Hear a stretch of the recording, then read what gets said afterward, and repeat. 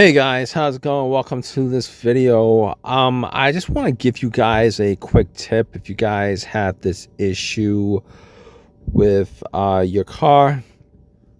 Ran into this issue a couple of days ago and couldn't get it to start. It was a no crack, no start issue. I was pretty sure the problem was the key in the remote. I was able to get in, but was not able to get it to crank or start. And I had gone to a Walgreens nearby, swapped out the key, and still had that problem because the alarm worked. The door remotes worked, but the problem was that the security light was on the dash. Now, if you guys have this problem, there's probably a bunch of scenarios where that security light comes on. Sometimes, depending on which truck or car you got, it's probably right above the fuel meter. It kind of depends on which truck or car you got from Jeep, Chrysler, Dodge.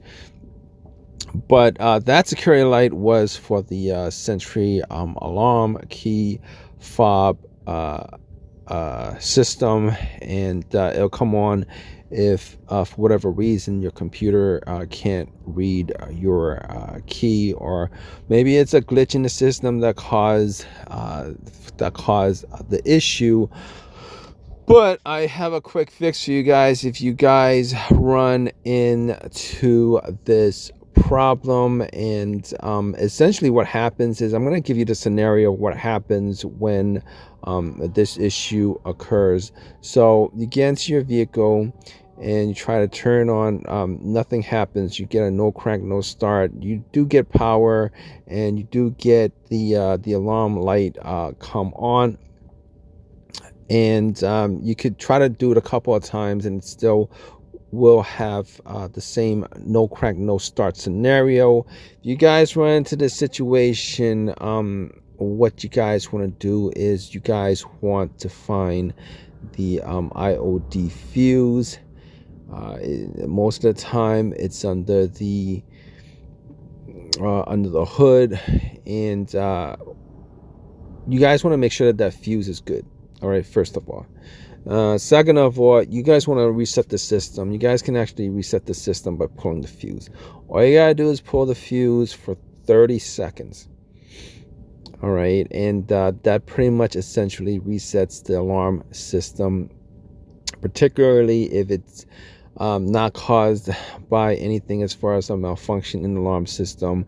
If you had a dead battery in your key and you had to change your key battery, and for whatever reason the ECU, the car's computer needs to reprogram your key, or can't read your key or whatever, this actually resets it. So what you want to do is you want to pull that fuse for about 30 seconds. After 30 seconds, you're going to put that fuse back in and get back into your car, try to restart it, and hopefully your car starts.